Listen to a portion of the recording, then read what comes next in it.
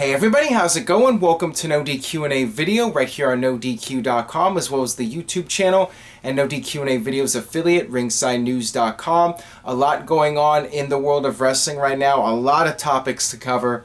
So let's not waste any more time, let's get going here. First one today comes from Trent Swag 316. What are your thoughts on Samoa Joe winning the NXT Championship at a WWE live event? I've seen some criticism of this. I've seen some fans complain about the title changing hands at a live event instead of doing it at a major pay-per-view. Perhaps WWE wasn't sure what they wanted to do with Finn Balor on the main roster at the time of NXT TakeOver Dallas. That's the only thing I can think of, because I was expecting Finn Balor to debut on the main roster after WrestleMania. I really feel that it's his time, and maybe now WWE has a storyline planned for him, and I'll get to that more in a few minutes here. But as far as the actual title change goes, I like the idea of it happening at a live event. I think that it helps create the feeling that anything can happen in WWE, and it gives you a reason to go to the live events, because if you miss something, you just might miss something important. I remember years ago, WWE would shoot television angles at house shows. You remember when Diesel hit Shawn Michaels with the chair and turned heel before WrestleMania 12? That was at a house show. Or when you had Savio Vega turning heel and joining the Nation of Domination, that was at a house show. So I would like to see WWE doing more stuff at the live events, like heel turns or babyface turns, or some kind of storyline development, and then air it on television. So it makes the live events more important, and it gives people more of a reason to go to those shows. And I'm happy Samoa Joe's the NXT champion. I would rather he's on the main roster, but maybe we'll get Samoa Joe versus Nakamura, and then Joe will lose the title and go to the main roster. One can only hope, although I think Nakamura should be on the main roster as well. So, alright, this one comes from Lewis. Now that Joe is the NXT champion, who do you see being next in line to win it? I would like to say Nakamura, because that seems to be an inevitable match in WWE. I'm expecting that match to headline the next major NXT show. Beyond that, I'm not really sure who you would put the title on at this point, because Nakamura is a great option to beat Joe for the title, but at the same time, like I said a few moments ago, I want to see Nakamura on the main roster. Maybe you could have Hideo Itami, when he is back from his injury, have him be the one to beat Joe and win the NXT title, because I feel Itami is going to need some more time before he debuts on the main roster. I think you need to go with Joe as soon as possible, and same thing with Nakamura. Both of them should really be on the main roster by the summer. That's my take on it. Alright, this one comes from @BlueShirt26. With Balor losing his title, his call-up is imminent. Do he and AJ join up together in the Bullet Club, or is there room for only one? I'll talk more about this with Jeff when we do our predictions for Payback next week. I will say this, I think it's more likely that Balor is teamed up with Anderson and Gallows and they turn on AJ, and AJ remains a babyface and Finn Balor becomes a heel and he leads the group as a heel. That is what I think is most likely to happen. I think that maybe there's a chance all four of them will be reunited as a group, but I think it's unlikely that happens. I think it's best to be a three-man group, because you can do those three versus a possible Shield reunion, or those three versus the Wyatts, or those three versus the New Day. It's best to do the three-person faction, because there's a lot of different things you can do. When it's four, then you got to have one man on the outside, like with League of Nations until they kicked out Wade Barrett. Alright, this one comes from AJAY. Long-time viewer, man. Keep up the great work. Thank you for that. Do you think Finn Balor can become WWE champion in the next 2 years? I think that Finn Balor has a huge upside in WWE. I've been a fan of his for a long time, and I think that he has all the tools to be a major star in WWE. He has the look. He is very marketable in my opinion, and I would be shocked if he wasn't eventually WWE champion. Will it happen in 2 years? That seems to be up in the air. I would say it's 50-50. But I do believe one day he will be WWE champion. I'll go ahead and say that on the record. Unless he has a serious injury or there's a major split between him and the company, they have some kind of quarrel or dispute that is not able to be resolved, I definitely see him going far in WWE unless there's something that goes down that changes things. Alright, this one comes from Mr. Yuck. Is it too soon to call up Balor or any more guys? Orton, Rollins, Cena, and so forth are on deck. Won't their returns overshadow the new blood? That's definitely an interesting question. I'm not sure what's going to happen when Orton, Rollins, and Cena come back, and one would think all three of them will be back before SummerSlam. It's going to get very crowded on the WWE roster, and at the end of the day, some guys are going to be lost in the shuffle. So that is a very valid question, and I'm not sure how WWE is going to handle things once all these guys come back and your roster is very bloated. Will they do a brand split? Will they do some sort of faction war or some sort of invasion storyline with the Balor Club? Who knows? I mean, it's going to be a very few interesting months in WWE to see how they handle things and how Orton and Rollins and Cena fall into place once they come back. Definitely interested to see how that plays out. And I've said it before, I really do feel you need to start focusing on the new talent, which means, Orton and Cena need to take a back seat to the younger talent. We'll see what happens with that. Alright, this next one comes from Kayfabe Candy S. Even though WWE will never acknowledge this, how important was Chyna in getting Triple H over during their pairing? I would say she was really important. Before Chyna came into the picture, Triple H was not really connecting with the WWE audience.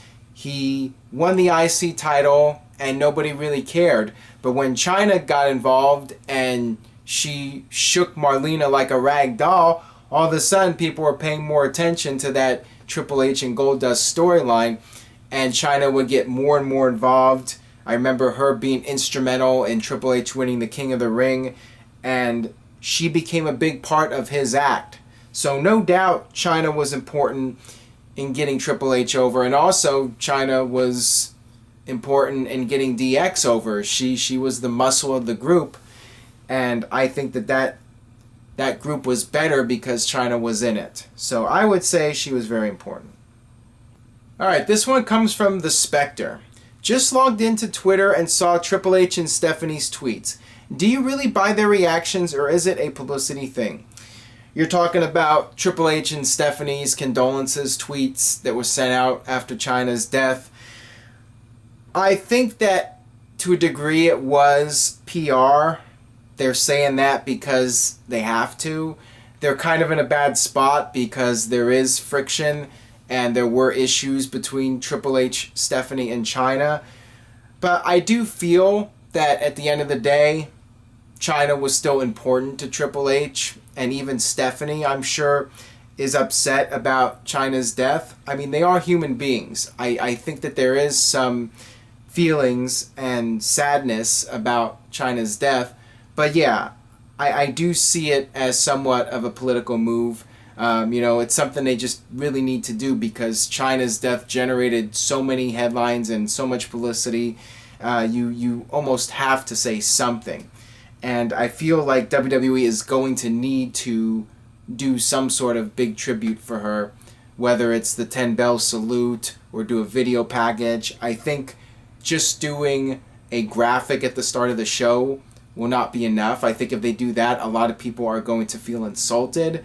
So we'll see what happens. But yeah, I definitely feel WWE should do a big tribute to her.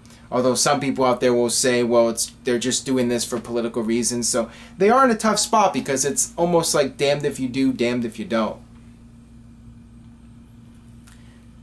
Alright, this one comes from Alex Suggs. Do you think WWE inducting Chyna into the Hall of Fame would be a bad thing just because she died when they rejected her for so long before? Once again, it's damned if you do, damned if you don't. If they do not induct her into the Hall of Fame, you're going to continue having these people and fans complaining about that. But if they do induct her, people will say, well, you're only doing it now because she died. I do think she will go into the Hall of Fame, and I think WWE can get away with waiting a little bit. With Randy Savage, he did not get inducted the year after he died. It was, 4 years after he died before he finally went in? I could see WWE maybe waiting a year before they do it. Maybe 2018. If they do it too soon, then you're going to have the people saying, well, WWE's just doing this now because she died. But if you wait a little bit and some time passes, maybe there won't be so much of a negative reaction. But it's a tough spot for WWE how to handle this. But in my opinion, she should definitely go in.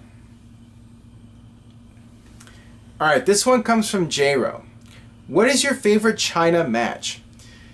I would have to say the Good Housekeeping match with Jeff Jarrett from No Mercy was Jarrett's last WWE match, and it was the first time a woman won the IC title, won a man's title that was competed amongst men, and it was a key moment in Chyna's career.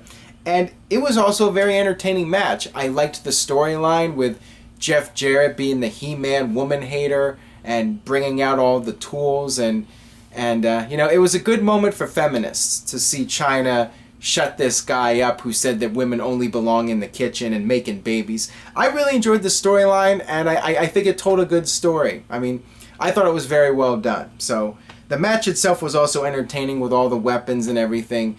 I would have to say that match. Alright, this one comes from Rab McFly. Hey Aaron, will we see MVP in WWE anytime soon? I would say you'd have to ask him, but whether he was coming back or not, he's not going to tell you what his plans are. I could see MVP perhaps one day making a special appearance in WWE, maybe even being an agent or having a behind-the-scenes role. At his age, I think it's unlikely he comes back and has a full-time run. Maybe it'll be something similar to RVD where he comes back and is a part-timer for a little bit. Or something like Booker T, where Booker T came out at the Royal Rumble and then did announcing. MVP could come back and then do some sort of other role in the company, maybe be a trainer or any number of things. But it would not surprise me to see MVP back on WWE television one day at some point. Alright, this next one comes from KZX Productions. Hey Aaron, what is your opinion of the rumor that WWE is dropping the themed pay-per-views and bring back originals like No Mercy? I have not heard that rumor. It was never posted on NoDQ.com, so I'm not sure where you got that one from.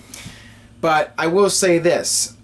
I've said it before, I'll say it again. I would like to see some of the themed pay-per-views dropped because I feel it's more important to have a stipulation match that is the result of a storyline and there's a storyline purpose behind doing the match rather than having to build a storyline around a mandatory stipulation match.